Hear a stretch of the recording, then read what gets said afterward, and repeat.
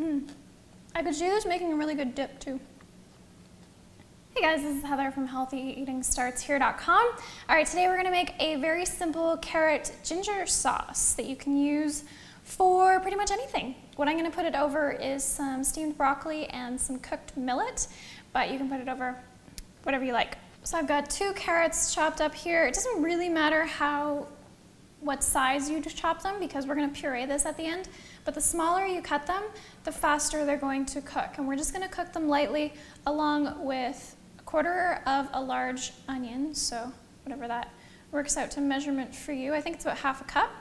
And then I really like ginger, so I'm gonna put in that much. Okay, so I've got all of those into a pot with a very small amount of water, and I'm also going to put a little bit of sea salt on top. I'm not really cooking these to cook them, I'm just cooking them enough to soften up so that they'll puree and be smooth. And also soften the flavor a little bit on the onion and the ginger. Ginger is fantastic for helping boost immunity, so this I think would be a really great sauce to make if you feel a cold coming on, because you've got carrots for your vitamin C and your vitamin A, you've got onions, which are a natural antibiotic, and you've got ginger, which helps boost the immune system. I love the smell of ginger. So this is looking pretty good. The carrots have softened their color, which means that they're going to be softer texture. The onions look pretty soft, so I think this is time to puree it. All right, so I am going to put my veggies into a blender. If you have a hand blender, those work really well too, but don't always get sauces as smooth as what I'm looking for right now. And if you have a high-speed blender, you could even do this raw without having to cook the carrots. Of the onions still, I would want to soften their flavor. You could use onion powder. Okay, so I'm going to put this in my blender, and I'm going to add some water up to about the level of the carrots.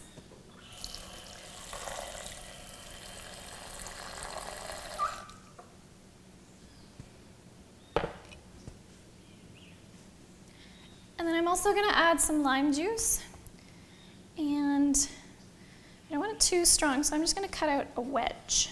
So just like so. So that's about 1/4 of my lime, which is quite large. Often limes are much smaller than this, so if you have a small lime, probably want to use 1/2. And then I usually just give it a slice down the middle, and then it's easier to squeeze. I'm just going to squeeze all the juice out of it into the blender. I'm also going to season this with a little bit more salt, along with some nutritional yeast, and a little bit of ground cumin for a roasty flavor. And then what I usually find with vegetable purees like this is if you don't have a high-speed blender, it doesn't get quite as creamy as what I like. So I'm just going to add a spoonful of almond butter.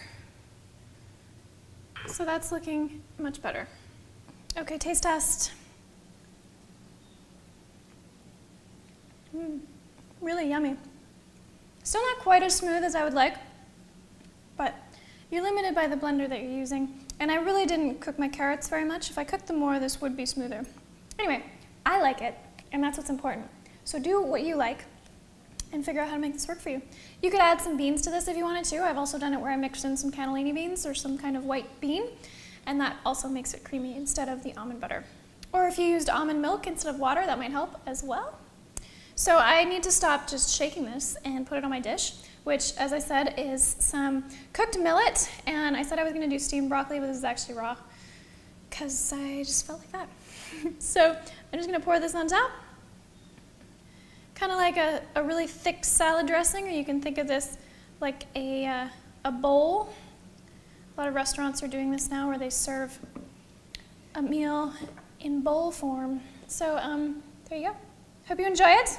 Your immunity boosting carrot ginger lime sauce. And I will see you again very soon with more recipes and nutrition tips. If you want to get all the updates on a regular basis, be sure to subscribe to my channel or my email list over on my website. All right, that's it. Thanks, guys. See ya.